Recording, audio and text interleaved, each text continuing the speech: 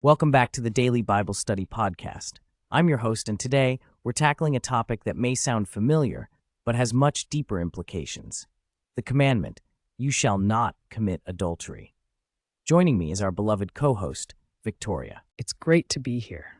This commandment isn't just a guideline, it speaks to the very heart of God's covenant with us. George, can you explain a bit about what this means? Absolutely. When we think about faithfulness, it's crucial to realize that this commandment reflects God's own nature. His love for us is not casual, it's covenantal. This means that just as He doesn't abandon us in hard times, He expects the same loyalty from us, particularly in marriage. That's such a powerful way to frame it.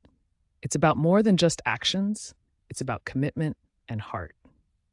In fact, Jesus raised the stakes in Matthew 5:27-28, where He elaborates that adultery actually begins in the heart.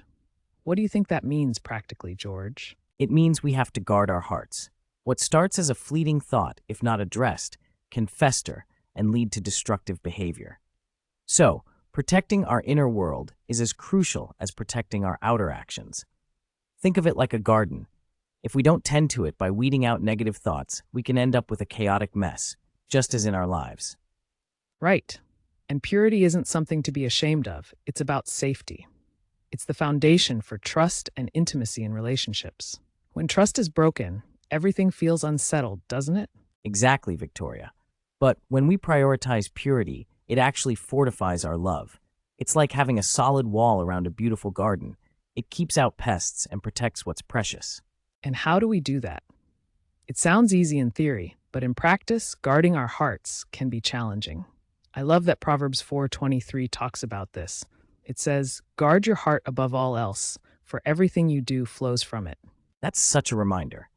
Guarding our hearts means being discerning about what we expose ourselves to, whether it's media we consume, thoughts we entertain, or even company we keep. Setting boundaries is essential. Speaking of boundaries, can you elaborate on that? Some people see boundaries as restrictive, but they can actually be liberating. Great point. Boundaries are like fences that protect sacred spaces. They're not chains holding us back. They're safeguards that ensure we nurture our relationships with love and honesty. It's all about protecting our hearts. And what about those who may have stumbled or faltered in this area? There can be a feeling of despair. But what's the truth there, George? There's always hope. God doesn't simply cancel us out. He works toward restoring us. Repentance is about more than just feeling sorry. It's the beginning of rebuilding our lives with God's help. That's such a comforting thought.